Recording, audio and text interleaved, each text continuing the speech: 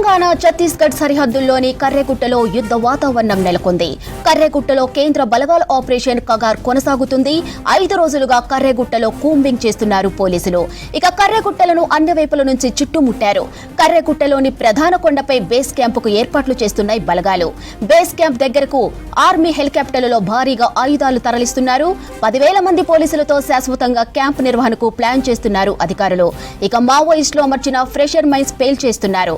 Base camp ఏర్పాటయ్యాక భారీ combing కు plan చేస్తున్నట్టు సమాచారం. కర్రెగుట్టలో 1000 మందికి పైగా మావోయిస్టులు ఉన్నారని కూంబింగ్ నిర్వహిస్తున్నాయి భద్రతా దళాలు. మావోయిస్టు కీలక నేత హిడ్మాతో పాటు 1000 మందికి పైగా PLGN నెంబర్ 1 బెటాలియన్ సభ్యులు ఉన్నారన్న సమాచారంతో కర్రెగుట్టలను జల్లెడపడుతున్నారు పోలీసులు. అయితే కూంబింగ్ ఆపి శాంతి చర్చలు చేయాలని మావోయిస్టులు ఇప్పటికే విజ్ఞప్తి చేశారు. అయినా ఆపరేషన్ కొనసాగించడంపై పౌర హక్కుల సంఘాల నేతలు మండిపడుతున్నారు. కేంద్రం వెంటనే కాల్పులు విరమించి భద్రతా బలగాలను వెనక్కి రప్పించాలని డిమాండ్ చేస్తున్నారు. ఈ యుద్ధంలో ఆదివాసీ మహిళలు, పిల్లలు చనిపోతున్నారని చెప్పారు. పీసా చట్టం ఏమైందని ప్రశ్నిస్తున్నారు. మావోయిస్టులపై దాడులు ఆపి శాంతి చర్చలు జరపాలని డిమాండ్ చేశారు. ఇక కర్రెగుట్టలో ఇవాళ జరిగిన ఎన్కౌంటర్లో 28 మంది మావోయిస్టులు చనిపోయినట్లు తెలిసిందే. ఈ క్రమంలో ఓ సైనికుడికి గాయాలైనట్లు సమాచారం. ఎన్కౌంటర్ కోసం వెళ్తున్న DRG జవాన్ కు IED పేలి గాయాలయ్యాయని తెలిసిందే. గల్గాన్ నుంచి కర్రెగుట్ట వైపు వెళ్తూ ఉండగా ఈ ప్రమాదం జరిగినట్టు సమాచారం. సైనికుడి కాళ్లకు గాయాలవడంతో గల్గాం CRPF క్యాంపులో ప్రథమ చికిత్స చేసి హెలికాప్టర్లో బీజాపూర్ హాస్పిటల్ కు తరలించినట్లు సమాచారం. రైట్గా ఎన్కౌంటర్ కు సంబంధించి మరింత సమాచారం కృష్ణమోహన్ అందిస్తారు. కృష్ణమోహన్, కర్రెగుట్టలో కొనసాగుతున్న ఆపరేషన్ కగార్ పై అప్డేట్స్ ఏంటి? కగార్ ఆపరేషన్ లో భాగంగా మావోయిస్టులకు అత్యంత కీలకమైనటువంటి అబూజ్మడ్ నుంచి మొదలు పెడితే అనేక ప్రాంతాల్లో కూడా ఆపరేషన్ చేసుకుంటూ మావోయిస్టు ప్రభావిత ప్రాంతాలలో కూడా పోలీస్ బేస్ క్యాంపులను ఏర్పాటు చేయడం, అక్కడ రోడ్లు వేయడం, ఈ విధంగా మావోయిస్టు పార్టీలను నిర్మూలించడమే లక్ష్యంగా కేంద్ర బలగాలు తమ ప్రయత్నాలు చేస్తున్నాయి. అందులో భాగంగానే కర్రెగుట్ట ఆపరేషన్ కూడా నిర్వహిస్తున్నాయి.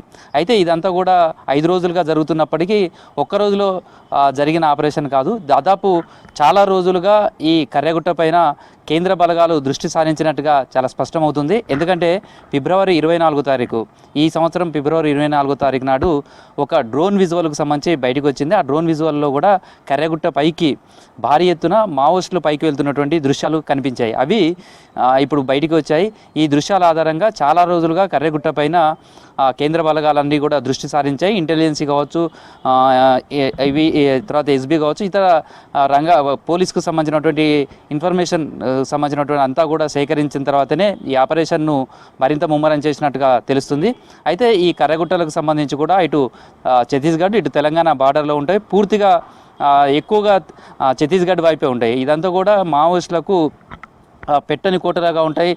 ఇవంతా కూడా వాళ్ళకు షెల్టర్ జోన్గా ఉంటాయి. ఇలాంటి కర్రెగుట్టలలో హిడ్మా మావోయిస్టు అత్యంత కీలకమైన నేత, ఆయనతో పాటు ఆయనకు సంబంధించినటువంటి దళం మొత్తం కూడా ఈ కర్రెగుట్టలను స్థావరంగా చేసుకుని అక్కడే మకాం వేశాయనేది కేంద్ర బలగాలు గుర్తించాయి. అందులో భాగంగానే ఈ ఆపరేషన్ చేపట్టారు. దీనికి సంబంధించి కూడా గత 5 రోజులుగా పూర్తిగా కర్రెగుట్టను అష్టదిగ్బంధం చేశారు. ఇప్పటికే అక్కడ కాల్పులు జరుగుతున్నాయి.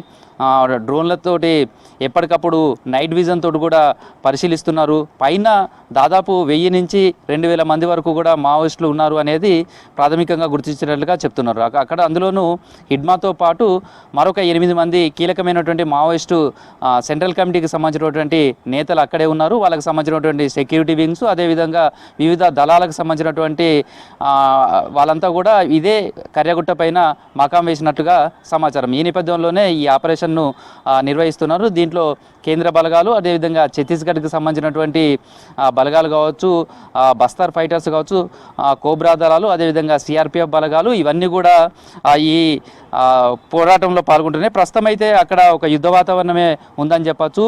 గత 5 రోజులుగా పూర్తిగా సాయుధ బలగాలన్నీ కూడా ఈ కర్రెగుట్టను పూర్తిగా దిగ్బంధం చేశాయి, పైకి వెళ్తున్నాయి. అయితే ఇప్పటికే కర్రెగుట్ట సమీపంలో ప్రాంతాలలో కూడా మావోయిస్టు ప్రభావిత ఏజెన్సీ ప్రాంతాలకు సంబంధించి 12 వరకు కూడా పోలీస్ బేస్ క్యాంపులను ఏర్పాటు చేశారు. ఇప్పుడు కర్రెగుట్టగా టార్గెట్గా కూడా ఒక అతిపెద్ద పోలీస్ బేస్ బంక్ ఏర్పాటు చేయాలనేది భావిస్తున్నారు. ఇక్కడ దాదాపుగా 10,000 మందితోటి ఈ పోలీసులను ఇక్కడ మోహరింప చేయాలనేది భావిస్తున్నారు. ఈ పోలీస్ బేస్ క్యాంపుకు సంబంధించి కూడా అతిపెద్దగా ఏర్పాటు చేసి ఆ తర్వాత 2 నెలల పాటు కూడా ఈ ఆపరేషన్ పూర్తిగా నిర్వహించాలనేది భావిస్తున్నారు. అందులో భాగంగా అక్కడికి కావలసినటువంటి వాళ్ళకు సరంజామా అందించే ప్రయత్నాలు కూడా జరుగుతున్నాయి. ప్రస్తుతం అయితే అక్కడికి 4 హెలికాప్టర్లు, 20 మానవరహిత విమానాలు, తర్వాత యుఎన్ఎల్, తర్వాత డ్రోన్లకు సంబంధించినటువంటి కావచ్చు, వీటన్నిటి సహాయంతో అయితే ఈ ఆపరేషన్ అంతా కూడా కొనసాగిస్తున్నది.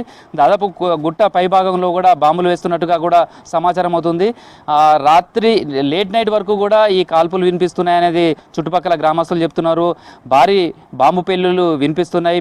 అక్కడ ఒక సైనికుడు కూడా గాయపడినటువంటి పరిస్థితి కనిపిస్తుంది. మరోవైపు ప్రతికూలమైనటువంటి పరిస్థితులే కొన్ని ఎదురవుతున్నాయని చెప్పొచ్చు. కర్రెగుట్ట చుట్టూ కూడా మావోయిస్టులు ఏర్పాటు చేసినటువంటి బాంబులు కావచ్చు, వాటిని డిస్పోజ్ చేసుకుంటూ ముందుకు వెళ్ళటం. రెండో వైపు వాతావరణం కూడా ఉక్కపోత కావచ్చు, ఎండ తీవ్రత, రాత్రి అయితే ఉక్కపోత, మధ్యాహ్నం నుంచి కూడా వడదెబ్బ కొడుతుంది. తర్వాత తీవ్రమైనటువంటి ఉష్ణోగ్రతలు నమోదవుతాయి. ఈ నేపథ్యంలో కొంత ప్రతికూల వాతావరణంలో కూడా అక్కడ సాయుధ బలగాలు ఇబ్బంది పడుతున్నట్టుగా తెలుస్తుంది. కొంతమంది అస్వస్థకు గురి కావడం, సన్స్ట్రోక్కు గురై ఉన్నటువంటి సంఘటనలు కూడా ఉన్నాయి. అయితే ఇప్పటివరకు జరిగిన ఎన్కౌంటర్లకు సంబంధించి చూస్తే మొన్న మాత్రం 3 మహిళా నక్సల్స్ చనిపోయారనేది బస్తా రాజీ సుందర్రాజు ప్రకటించారు. అదేవిధంగా అక్కడ భారీగా ఆయుధాలను కూడా స్వాధీనం చేసుకున్నాం.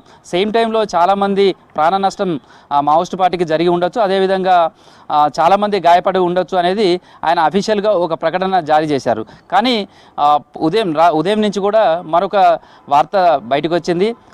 ఇది రాత్రి జరిగినటువంటి ఎన్కౌంటర్లో దాదాపు 28 మంది నక్సల్స్ మృత్యువాత పడినట్టుగా ఒక సమాచారం వస్తుంది. దాంతోపాటు భారీగా చాలామంది గాయపడ్డారు అనేది మరొక వార్త వస్తుంది. అయితే ఇప్పటి వరకు అయితే ఇటు ఛత్తీస్గఢ్ రాష్ట్రానికి సంబంధించి కావచ్చు, అది కేంద్ర ప్రభుత్వం నుంచి కూడా ఈ ఎన్కౌంటర్కి సంబంధించినటువంటి అఫీషియల్ న్యూస్ అయితే ఏది బయటికి రాలేదు.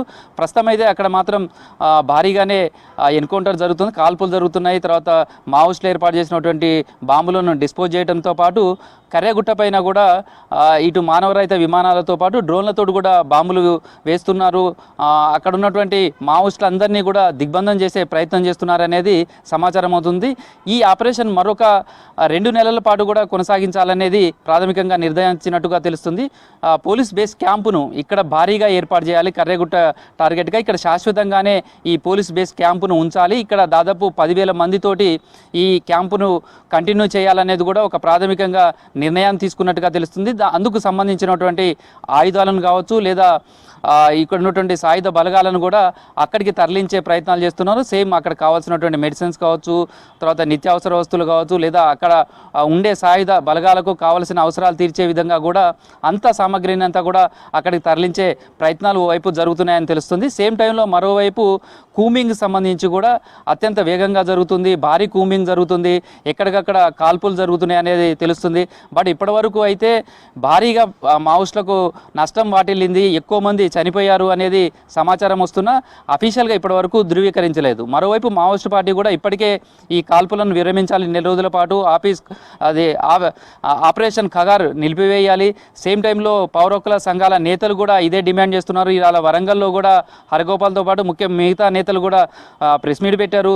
ఈ ఖగార్ ఆపరేషన్ ద్వారా మావోయిస్టులు కేంద్రానికి కాదు, దీంతోపాటు అక్కడ ఉన్నటువంటి గిరిజన మహిళలు కూడా ఇబ్బంది పడుతున్నటువంటి పరిస్థితులు ఉన్నాయి.